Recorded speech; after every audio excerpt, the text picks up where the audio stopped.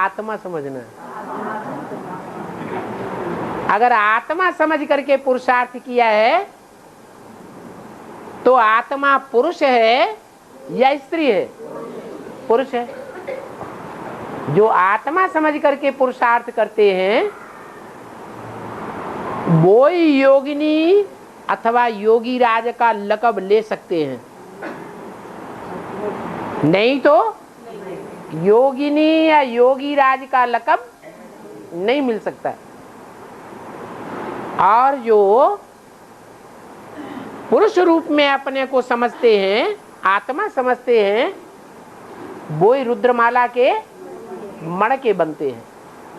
और जो रुद्रमाला के मणके हैं उनमें जन्म जन्मांतर के पुरुष के संस्कार प्रबल होंगे या स्त्रीत्व के संस्कार प्रबल होंगे? पुरुष के संस्कार प्रबल होते हैं। तो पुरुष के संस्कार प्रबल होने के कारण रुद्रमाला में जो 8 मणके सबसे श्रेष्ठ गाए गए हैं उनमें योगिनी का नंबर कौन सा हुआ? दूसरा नंबर हुआ।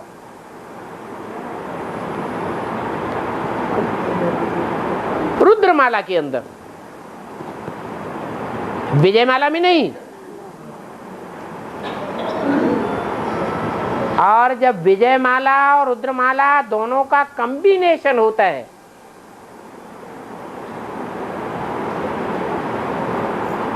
तो योगिनी,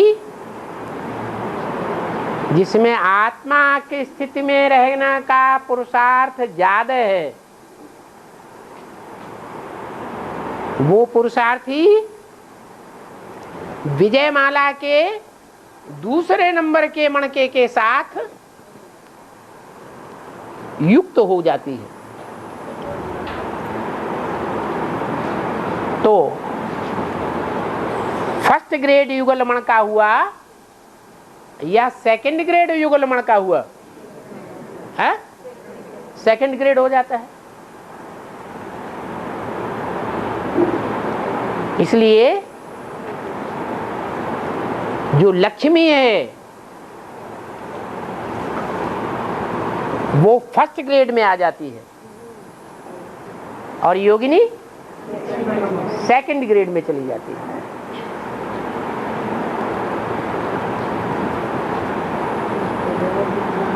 बाकी जो जगदम्बा है वो तो रुद्रमाला का आखिरी मणका है। आखिरी मणका होने के बावजूद भी जितना पहला मणका शिव बाबा के नजदीक है, शिव सुप्रीम सोल के नजदीक है, उतना ही लास्ट मणका भी नजदीक है। भले लेफ्टिस्ट है तो भी नजदीक है। क्यों? क्योंकि जो बाप का काम है वो बाप का काम शंकर के द्वारा संपन्न होना चाहिए। जो बाप का स्पेशल काम दुनिया में कोई धर्मपिता नहीं कर सका। कौन सा काम? विनाश का कार्य। पुरानी परंपराओं का, पुरानी कुरीतियों का, पुराने धर्मों का, पुराने राज्यों का विनाश कोई भी नहीं कर सका। वो लक़ब सौंपा जाता है शंकर द्वारा, विनाश गाया जाता है। लेकिन शंकर करता है क्या? शंकर तो नहीं करता। असुर संहारिणी कौन गाई हुई है? शक्तियां गाई हुई हैं। और उन शक्तियों में महाकाली जगदम्बा का नाम असुर संहार कारिणी के रूप में बहुत प्रसिद्ध है। इसलिए शिव बाबा के नजदीक है। शिव बाबा किन बच्चों को याद करते हैं? जो मेरी सर्विस करते हैं उनको मैं याद करता हूं, वो मेरे नजदीक आ जाते हैं।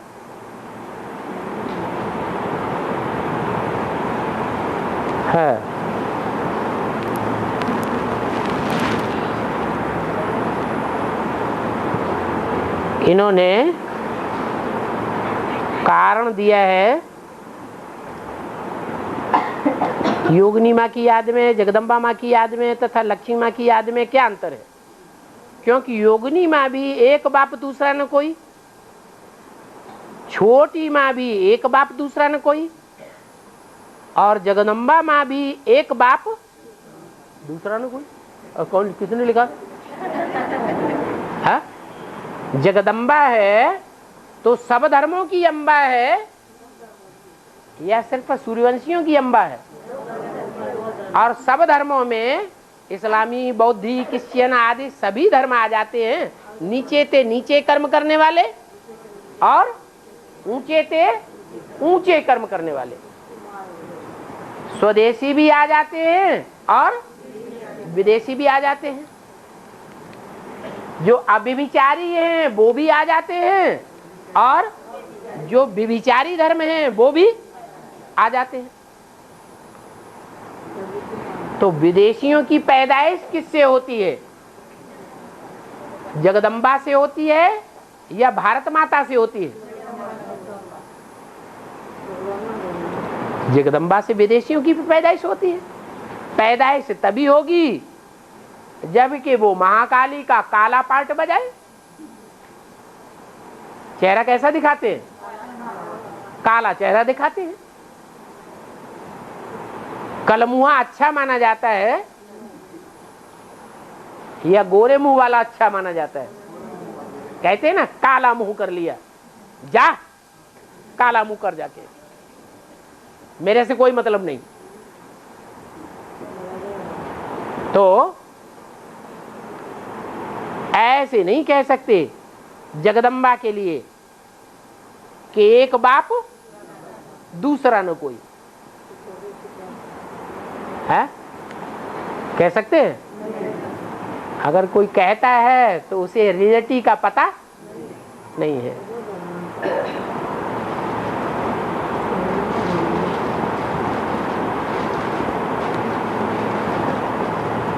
लास्ट में आने वाली आत्मा भी क्या अष्टदेवों की विशेषता धारण कर सकती है?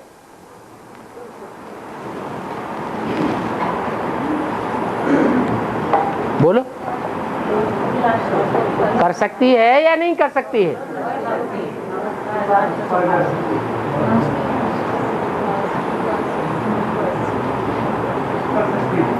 माना अष्टदेवों के जब पद डिक्लेयर होंगे, आठों के, वो तब ही डिक्लेयर होंगे जब वो 8वां नंबर भी डिक्लेयर हो जाए,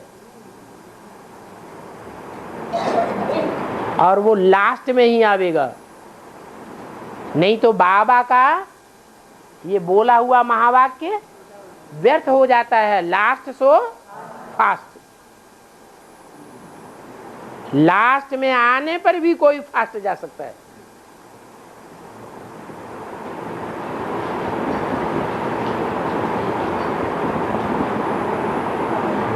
तो जरूर जन्म जन्मांतर की प्योरिटी का वर्षा लेने वाली आत्मा होगी या इम्प्योर आत्मा होगी? प्योरिटी के आधार पर लास्ट में आती है लक्ष्मी की तरह, और लास्ट में आने पर भी फास्ट जाती है।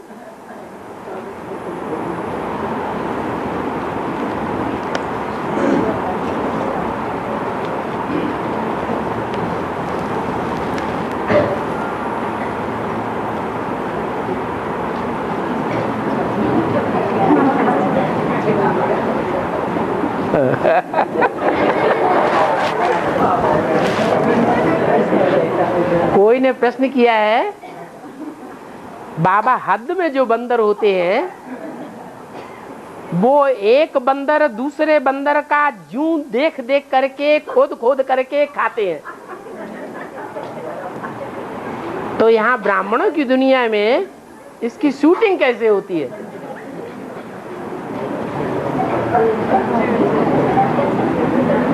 ब्राह्मणों की दुनिया में जो रुद्रमाला है वो राम की सेना है या नहीं है? है। और जो राम की सेना है, रुद्रमाला के मणके वो जन्म जन्मांतर के राजाएं हैं या नहीं है, हैं?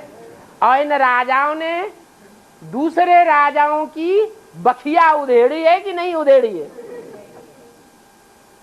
एक एक राजा ने दूसरे राजा की ग्लानि की है, माने उनके कीड़े निकाले हैं।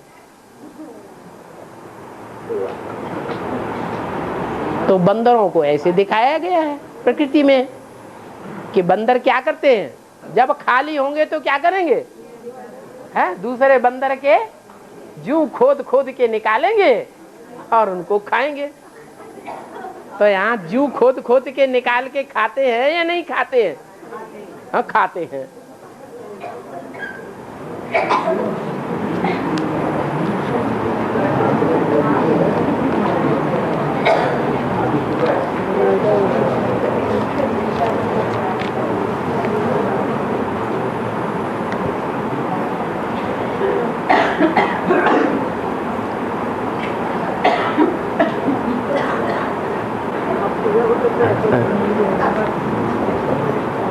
बाबा ने मुरली में बोला है कि रुद्रमाला के मणके में यदि सोल प्रवेश ना करे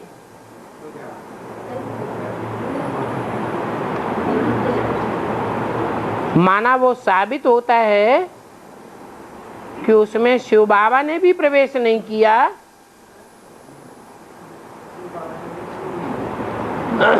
तो बाबा अभी जिन जिन में ढेर की ढेर सोल प्रवेश कर रही है वो पक्के पक्के रुद्रमाला के मणके हैं क्या? रुद्रमाला बनती ही तब है जब बाप दादा सेवार्थ उन बच्चों में प्रवेश करें। क्या? लेकिन कोई बच्चा ये नहीं कह सकता कि मेरे अंदर शिव बाबा का प्रवेश है। अगर शिव बाबा प्रवेश न करे तो वो बच्चे सेवा का काम नहीं कर सकेंगे। सारी सेवा बाप दादा करते हैं, इसलिए ये बात रंग है कि कोई रुद्रमाला के मणके में शिव बाबा प्रवेश करे ही नहीं। हाँ, ये हो सकता है कि सात्विक स्टेज में बाप दादा अपना कार्य करते हैं और जब तामसी स्टेज होती है तो और भूत प्रेत ईविल सोल आत्माएं प्रवेश करके अपना अपना पार्ट बजाती है। जो आत्मा जितने जितने धर्मों में कन्वर्ट हुई होगी उसमें उतनी ही ज्यादा आत्माएं प्रवेश करके पार्ट बजाएगी, उनका उद्धार उनके द्वारा होगा।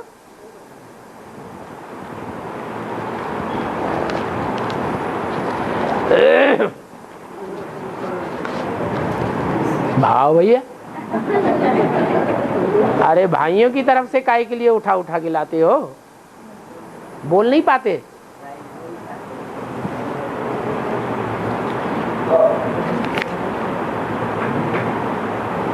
बाबा बीके में सफेद कपड़े पहनते हैं और एडवांस में रंगीन क्यों?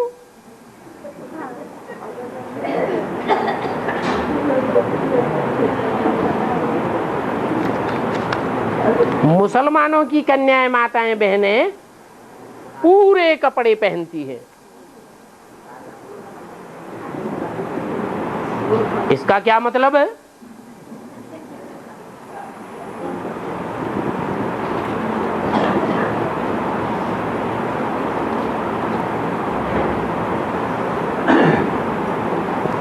हाँ, पहली बात जो बोली है बीके में सफेद कपड़े पहनते हैं और एडवांस में रंगीन, तो ऐसी बात तो है नहीं। जिसने लिखा है वो आंखें खोल खोल के देखता भी नहीं कि एडवांस में पीबी के वाले जो हैं वो सफेद कपड़े पहने हुए हैं या नहीं है, है? वो भी सफेद कपड़े पहने हुए हैं। क्योंकि पुराने बीके तो एडवांस वाले ही है ना। और बाबा ने मुरली में बोला है कि तुम बच्चे रूहानी मिलिट्री हो। रूहानी मिलिट्री की जब ड्रिल होती है तो उनकी एक ही पोशाक होती है या अलग अलग होती है? एक ही पोशाक होती है। तो तुम्हारी भी पोशाक है सफेद वस्त्र। क्लास में जब बैठते हैं तो कौन से कपड़े पहन करके रूहानी ड्रिल में बैठना चाहिए? सफेद वस्त्रों को पहन करके बैठना चाहिए। नहीं पहनते हैं, इसका मतलब है कि बाबा की वाणियों पर ध्यान नहीं देते हैं, रूहानी मिलिट्री के नियमों को फॉलो नहीं करते हैं। और जब मार्शल लॉ लागू होगा तो धड़ाधड़ गोली से उड़ाए जाएंगे। इसलिए क्लास के टाइम पर तो सफेद कपड़े ही पहनने हैं। एडवांस में भी बाकी सारा दिन भले रंगीन कपड़े पहने, कोई बंधन नहीं है सफेद कपड़े पहनने का सारा दिन। ऐसा बाबा का मुरली में डायरेक्शन है। बाबा सुबह मुरली के लिए आते हैं तो सफेद कपड़े पहनना चाहिए। बांधनी माताओं घर से झूठ बोलकर आती हो तो वो सफेद कपड़े तो गीता पाठशाला में आके चेंज कर ले। अरे ठीक है। बाबा गृहस्थ व्यवहार में रहने वाले कैसे एनएस में जाएंगे? हैं? गृहस्थ व्यवहार में रहने वाले गृहस्थ व्यवहार में रहने वाले क्या? कैसे एनएस में जाएंगे? कैसे एनएस में जाएंगे? बाबा ने बोला अंदर वाले रह जाएंगे और बाहर वाले ले जाएंगे। इसका मतलब घरगस्थ में रहने वालों में से बहुत से ऐसे निकलेंगे जिनकी लगन शिव बाबा में बहुत लगी हुई होगी, और वो अंत में जब रिजल्ट निकलेगा तो जैसे कराची में हुआ था, जिनको 7-7 सालों के अंदर बंद रखा गया, उनको अचानक मौका मिल गया और बाबा के पास पहुंच गए, और जो छूटेले थे वो रह गए।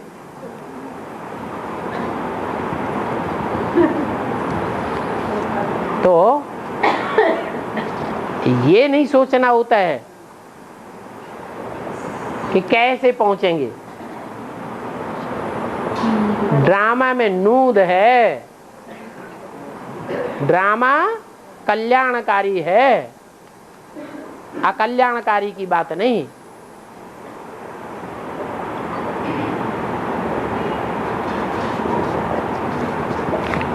मिनी मधुबन में रहने वाले 16 घंटा सेवा करें,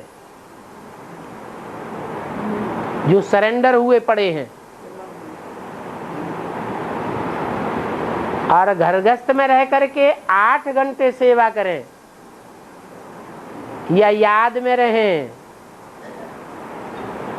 या मनन चिंतन मंथन में रहें, टोटल मिटा के कितने घंटे? 8 घंटे। तो दोनों का बराबर हो जाएगा। लेकिन मिनी मधुबनों के अंदर घुस करके देखो, 16 घंटे सेवा करते हैं कि 6 घंटे भी नहीं करते। ज्यादा संख्या उनकी निकलेगी जो आराम से बैठे बैठे खाते हैं, पीते हैं, सोते हैं और दम चक्कर मचाते हैं।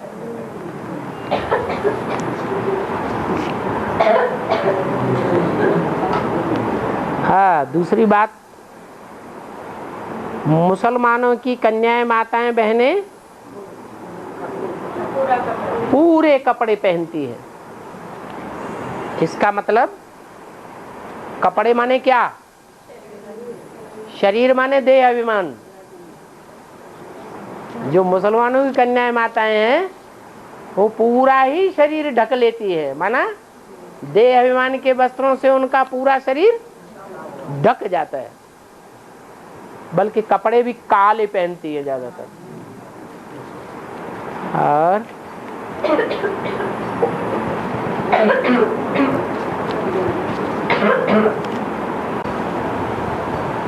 प्रश्न आया है कि बाहर की दुनिया, हद की दुनिया में मुक्ति संग्राम हुआ, भारत में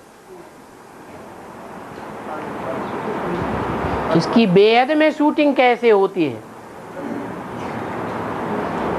ये मुक्ति संग्राम खास करके कब हुआ था? है रिजल्ट सहित कब हुआ है? अरे हद की दुनिया में कब हुआ है? अरे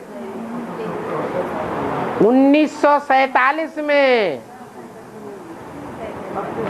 जब हिंदुस्तान पाकिस्तान का बंटवारा हुआ था तो विदेशियों से भारतवासियों की मुक्ति हो गई।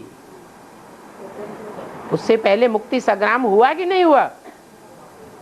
और जो आदि में हुआ सो अंत में भी होगा। जो भी बांधेलिए हैं या बांधेले हैं वो सब मुक्त हो जाएंगे।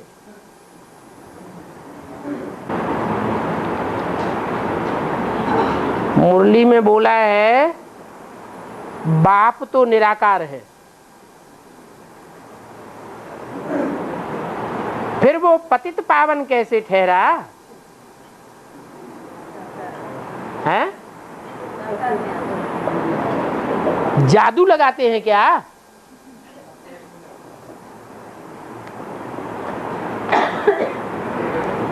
पतितों को पावन बनाने के लिए जरूर यहाँ आना पड़े, इसका मतलब क्या हुआ है?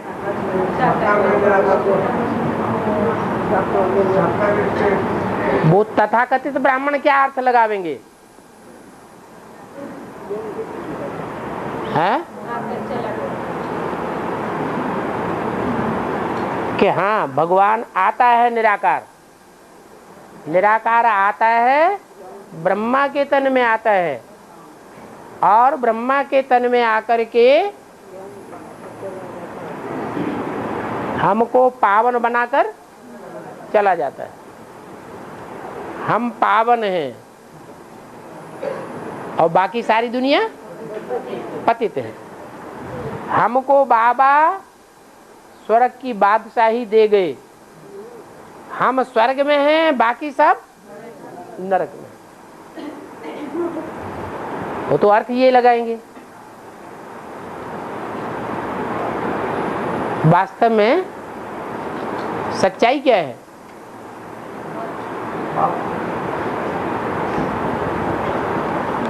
सच्चाई ये है कि बाप पतित से पतित तन में आता है और जिस पतित से पतित तन में आता है उसको पहले से पहले पावन बनाता है। इसलिए नाम उसका क्या है? पतित पावन। जादू लगाने की बात नहीं है, ये ज्ञान का जादू है। जिसमें जास्ती ज्ञान होता है वो ऊंच बनता है, ज्ञान कम तो ऊंचाई भी, पद भी कम हो जाता है। पावन बनाने के लिए जरूर यहाँ आना पड़े। यहाँ आना पड़े माने ऐसे नहीं कि ब्रह्मा के तन में यहाँ आए तो पावन बनाई दिया, नहीं। ब्रह्मा के तन में आकर पावन नहीं बनाते हैं, न ब्रह्मा पावन बने। प्रूफ क्या है ब्रह्मा पावन बने या नहीं है? प्रूफ है ब्रह्मा अगर पावन बने होते तो पावन की पूजा होनी चाहिए, लेकिन पूजा नहीं होती। मंदिर बनने चाहिए लेकिन मंदिर नहीं बनते। मूर्तियां बननी चाहिए लेकिन मूर्तियां नहीं बनती। इसका मतलब है कि शिव बाप ब्रह्मा के शरीर छोड़ने के बावजूद भी बाद में कोई और पतित से पतित तन में आते हैं और आकर के सारी दुनिया में जो भी पतित हैं उन पतितों को पावन बनाते हैं। प्रश्न आया है विष्णु चतुर्भुज में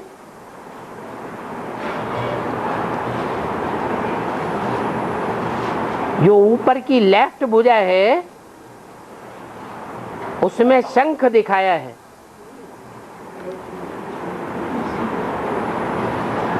वो वैष्णवी शक्ति की यादगार है। क्या? शंख बजाना, शंखनाद करना। शंखनाद करना माने महाभारत में जब लड़ाई होती है तो क्या करते हैं? शंखनाद करते हैं। लड़ाई शुरू हो गई, सत्य और असत्य की लड़ाई शुरू हो गई। तो स्पष्ट है कि जब वैश्विक शक्ति निकलती है तो ब्राह्मणों की दुनिया में शंखनाद हो जाता है और लड़ाई शुरू हो जाती है।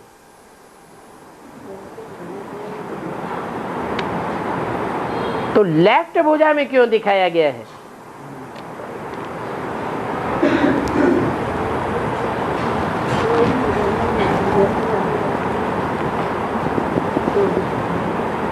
वो आत्मा तो 84 जन्म एक के साथ ही संबंध संपर्क जोड़ती है,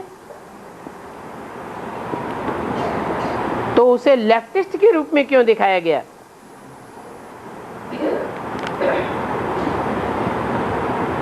राइट भुजा के रूप में दिखाना चाहिए।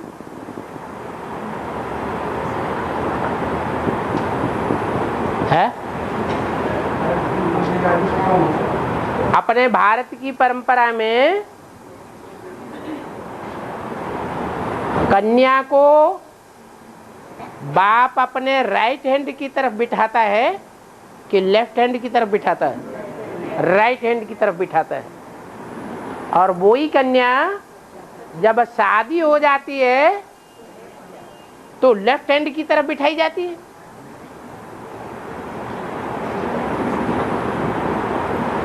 यही कारण है कि लक्ष्मी को और जगदम्बा को किस तरफ दिखाया गया? लेफ्टिस्ट रूप में दिखाया गया है। ये दोनों ही असुर संहारिणी हैं।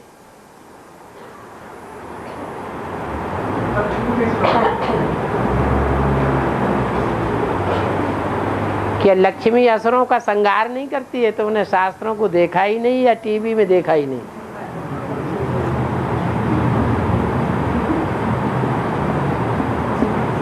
लक्ष्मी और जगदम्बा दोनों जब मिलती हैं संस्कारों से तब ही विजय होती है।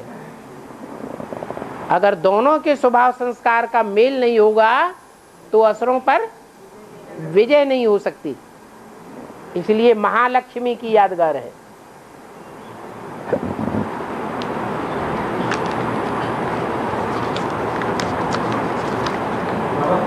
हाँ, क्या प्रूफ है इस बात का?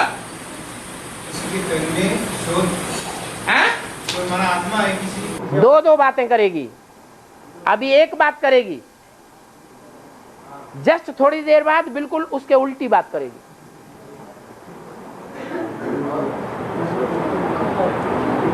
ये पहचान है सोल की प्रवेशता की, जो अव्यक्त वाणी में भी बताई हुई है।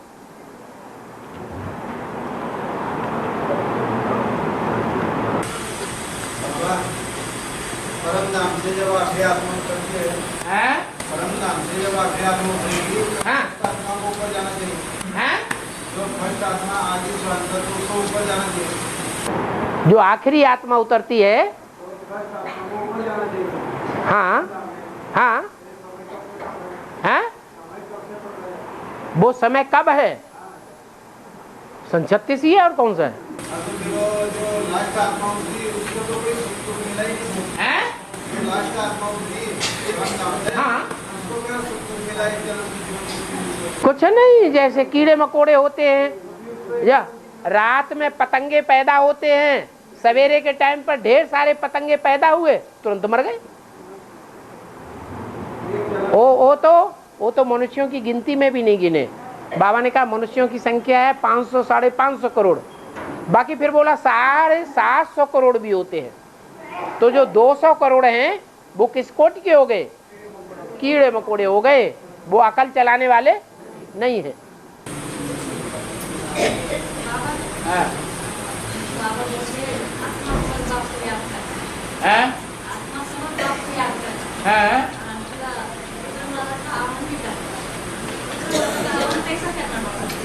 ब्रह्मा बाबा का आवाहन कैसे करते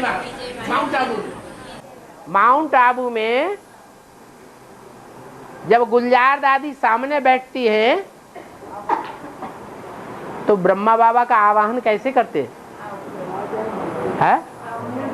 करते हैं ना आवाहन। तो ऐसे ही कोई का भी आवाहन करना होता है तो उसकी याद आती है, आवाहन किया जाता है। हाँ जी, प्रश्न आया है। शिवाजी औरंगजेब की जेल से कड़ा बंदोबस्त होने के बावजूद भी कैसे निकले हैं?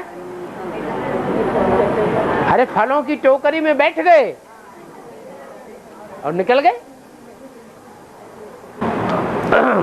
बाबा, पांडवों का जो 12 वर्ष का वनवास है और 13वां अज्ञात वर्ष है, तो उस अज्ञात वर्ष में अर्जुन हिजड़ा बनता है। तो अभी हिजड़े की शूटिंग क्या चल रही है? अरे कब से गिनती करना शुरू किया तो उन्हें पता ही नहीं है। वो 12, 13 या 14 साल जो शास्त्रों में गाए हुए हैं उसकी शुरुआत कब से होती है? हैं? कब से शुरुआत होती है? अरे ब्राह्मणों की दुनिया में कोई पांडव है जिसको 3 पैर पृथ्वी नहीं मिल रही है? तो जो पांडव है उस पांडव को देश निकाला कब से मिला है? 98 से। तो 99 से लेकर के 12 वर्ष जोड़ दिए तो कौन सा सन आया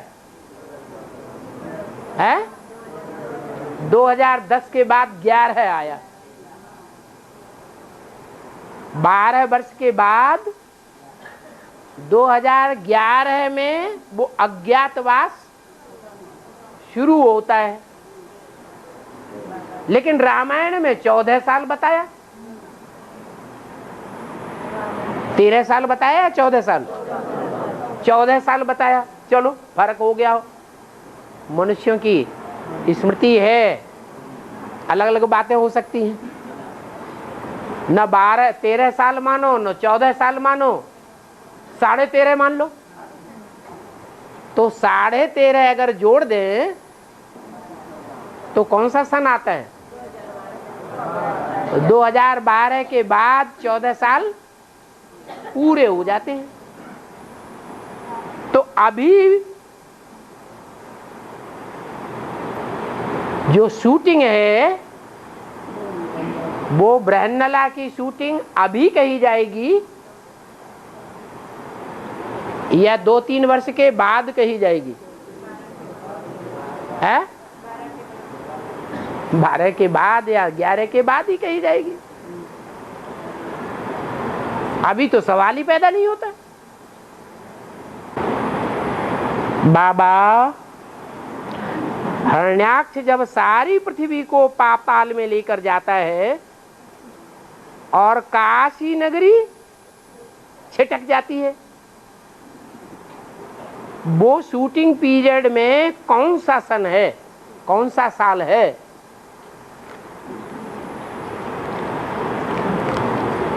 पहली बात है हिरण्य आक्ष, इसका मतलब क्या हुआ? जिसकी सोने की आंख है। आंख कैसी है? सोने की। दुनिया में कौन सा ऐसा मेटल है जो सारी दुनिया वालों को बहुत आकर्षित करता है? हैं? सोना। और इंद्रियों में ऐसी कौन सी इंद्रिय है जो सबसे ज्यादा धोखा देती है? आंखें। और ये आंखों का चक्कर जो है, संग का रंग लेने देने का, ये बीके से चला चला आया है फाउंडेशन में। बीके से कुछ न कुछ पीबी केस में भी आया होगा या नहीं आया होगा? तो जो पीबी केस में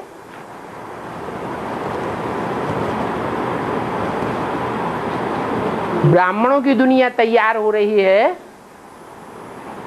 उस ब्राह्मणों की दुनिया में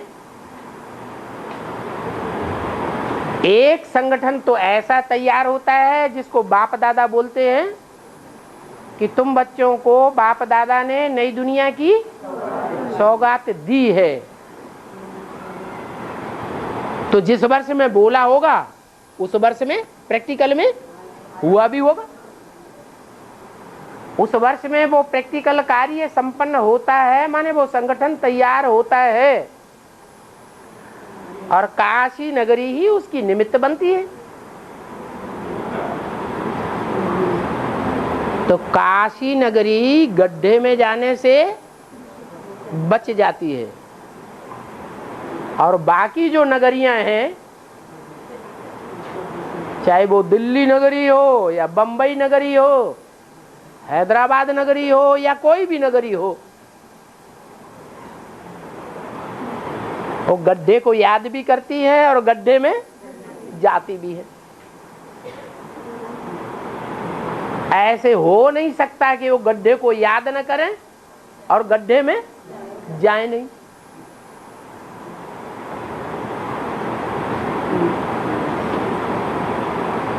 और शिव बाबा आता है, किसमें आता है? जिसमें आता है उसका नाम पड़ता है शिवलिंग। और लिंग कहाँ रखा जाता है? गड्ढे में। तो हिरण्याक्ष जो है सारी पृथ्वी को जब गड्ढे में ले जा रहा था तो उस समय काशी नगरी छिटक जाती है, योग बल का संगठन मजबूत बना लेती है।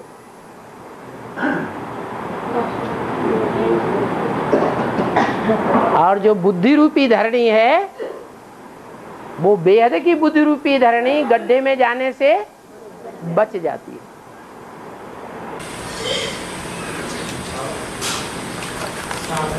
सागर में से ऊपर सिंपल आके बोले हो हैं? और सामने से कुछ बारिश पड़ती हो समुद्र से बरसात, हाँ तो सिंपले के ऊपर वो पानी की बूंद गिरती और वो बंद हो जाता बोले हो, और नीचे जाने के बाद मोती बन जाता है।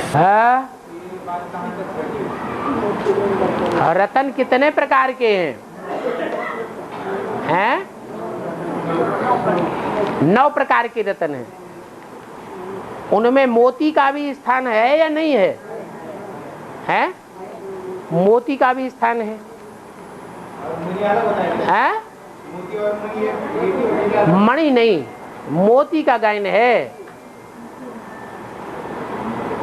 कि जब पानी बरसना शुरू होता है स्वाति नक्षत्र में, तो बादल की जो पहली बूंद गिरती है, पहली बूंदें गिरती हैं और उन बूंदों को वो समंदर का कीड़ा अपने मुंह में ले लेता है, वो मोती बन जाती है।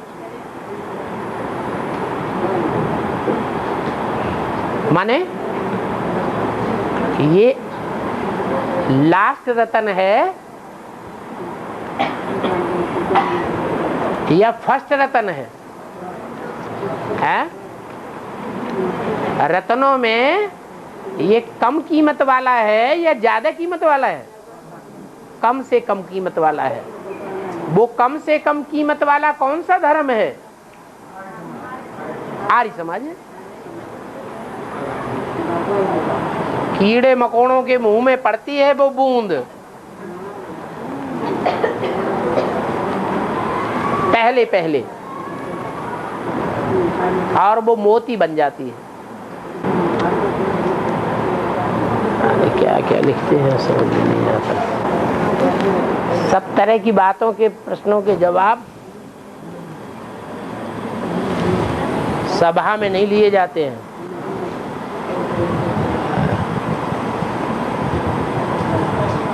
और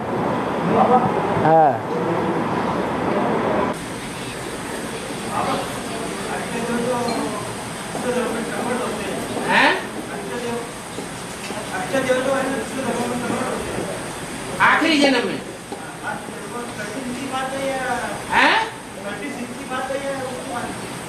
हाँ, कन्वर्ट कब होते हैं? शूटिंग पीरियड कब है?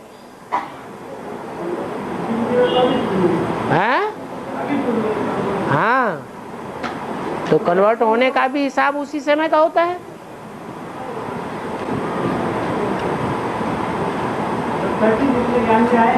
है 36 को कहेंगे कि ज्ञान में आए।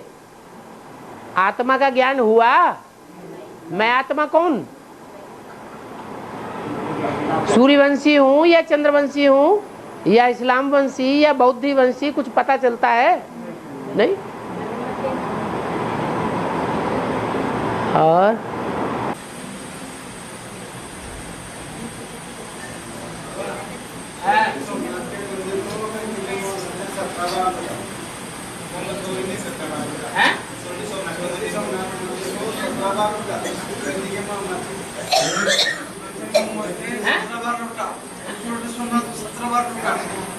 मोहम्मद गोरी को पृथ्वीराज चौहान सोमनाथ मंदिर में 17 बार आक्रमण हुआ। हाँ, आक्रमण हुआ। हाँ हाँ हाँ हाँ,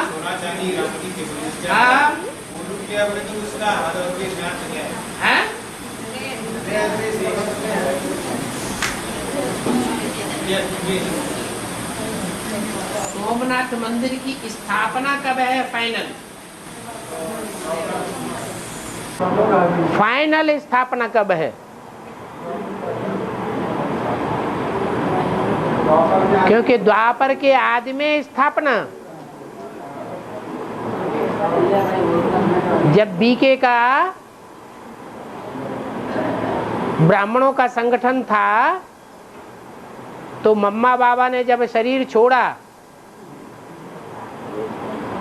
उस समय ही ब्रह्मा बाबा के सारे पैसे से एक मंदिर की स्थापना हुई सागर के कंठे पर।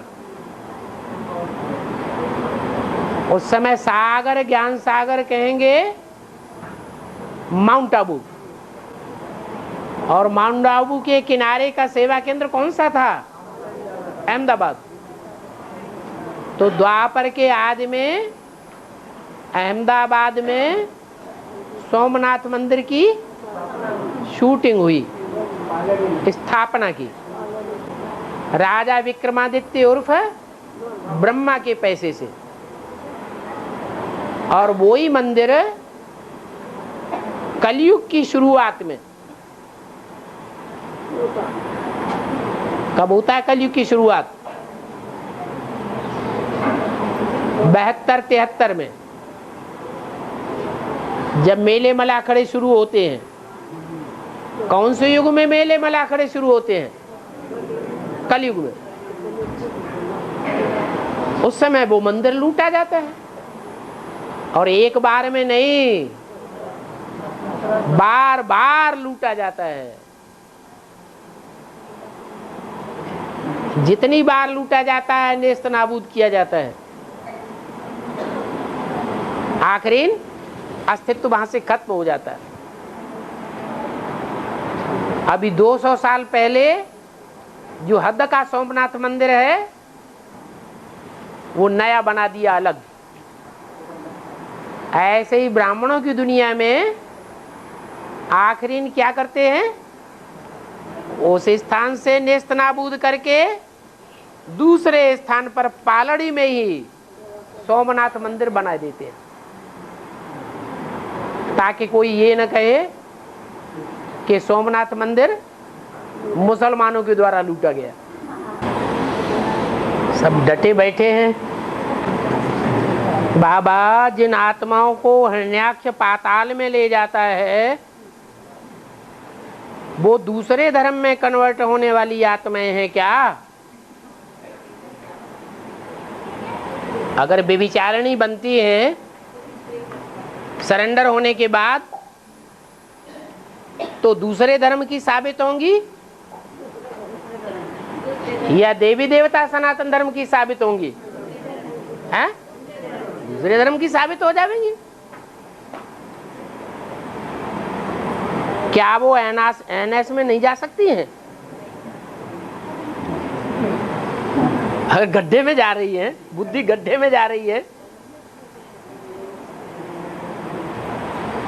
तो पाताल में जाएंगी या काशी नगरी में जाएंगी?